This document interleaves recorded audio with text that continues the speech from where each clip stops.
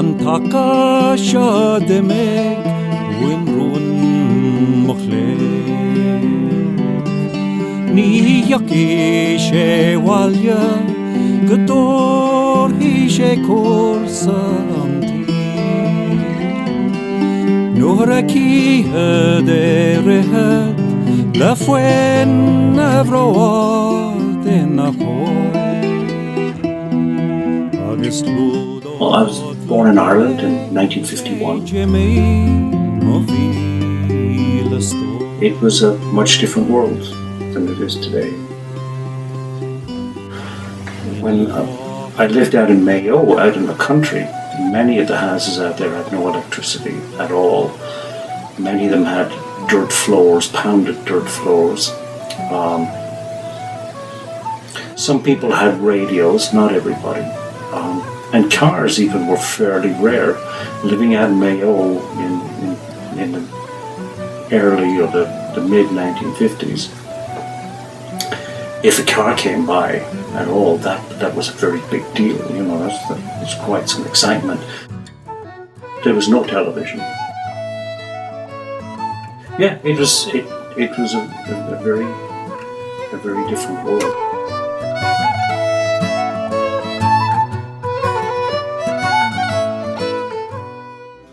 Punches all tay, Savani each and all paddy, Vimer Mishka Buir Saray, Magras and Jackson pay the cafe, Hermayak the Lear Raid, and Weeson Ace Nahef Sheglani, Bosh the Gillis Renegade, or Tom the Jack, leave where them gully. My first memory of performing, or if you like, my first real performance, was when I was about 10 years old. I lived in Carnew in Wicklow. And myself and some friends, we put a concert together. I wrote some little plays and worked my school friends into the plays to play the different parts. And then with the aid of a local accordion player, I sang some songs. The one I remember particularly was on Pucka Bula. But we charged a penny at the door and we amassed some money which we gave to St. Vincent de Paul Society, a local charity. When I came to the United States, I was very homesick, and I was homesick for the community that you find in Ireland and you find in people's houses with the music, with the song. I went looking for that, and I found a place in Boulder, Colorado, where there was music and singing, and that sort of assuaged a lot of the homesickness in me. That was great. And ended up playing with a bunch of different people until about, 1983, 1984, when Colcannon formed.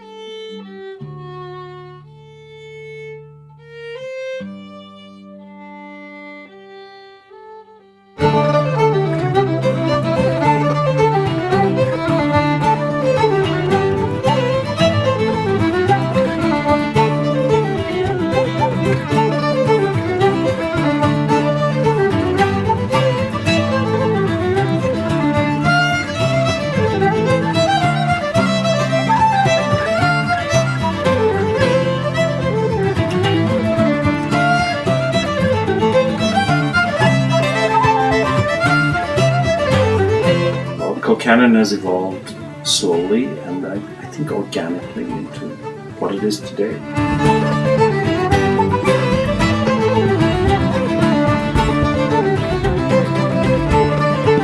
The fiddle player is my wife, Mick Bolger.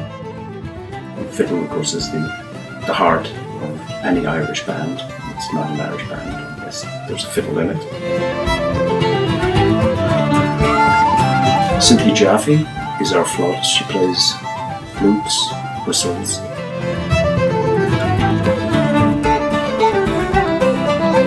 Brian Mullins plays mostly cittern, some mandolin, a deal of guitar.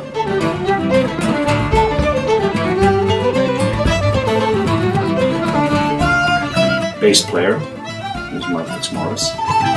He also plays guitar.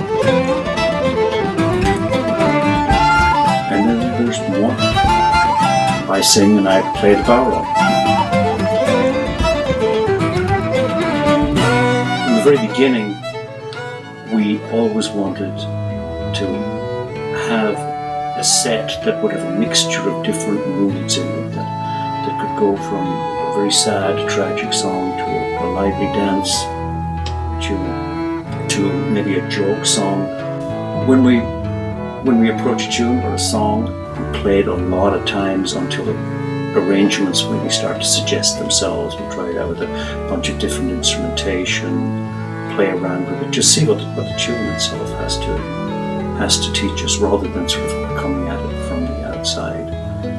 Try to evolve, as it were, within the tradition and let the tradition speak to us instead of imposing some preconceived ideas that we have. So sometimes the sound can be very much like chamber music, sometimes it can be very much like music hall.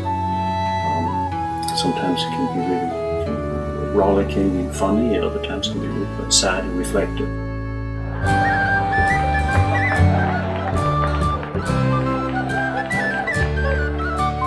Oh, Sister Josephine, what do all these policemen mean?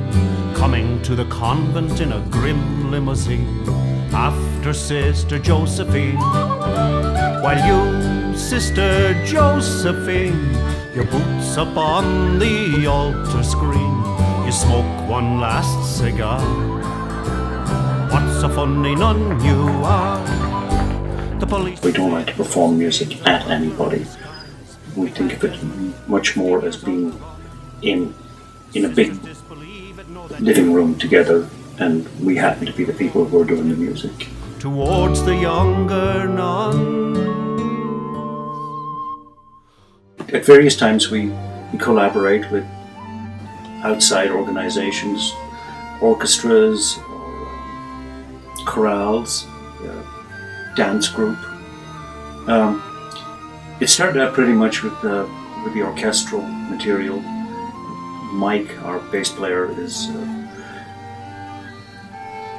he's an enthusiast. He decided that he would really like to write a piece for Colcannon and orchestra, a concerto, as it were, and he did. And then we performed that, the Red Kite, with a number of different orchestras. So we're eager to kind of to spread or to push out to where we can go musically, but still stay within the tradition, or still stay honest to the tradition.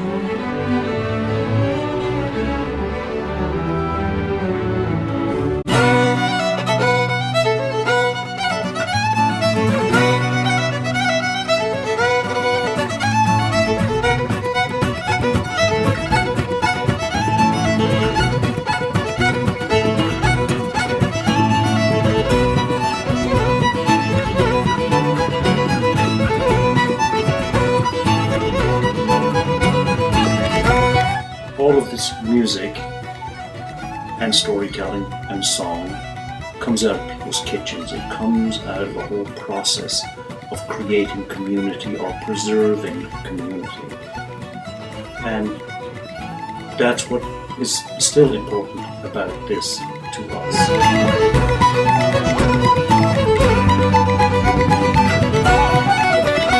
The Irish tradition is vast and it's deep. There are thousands, literally thousands of dance tunes, and hundreds, many hundreds, probably thousands of songs as well. Songs in Irish, and then later on songs in English. You could spend your whole life, and many people have, just exploring the huge ocean, huge deep ocean of Irish music.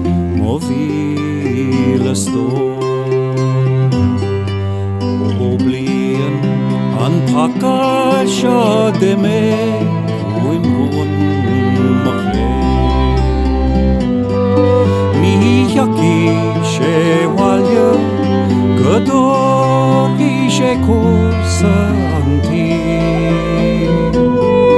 no era ki de rehat la fuen nevloa agus lúdód le millé sé Jimmy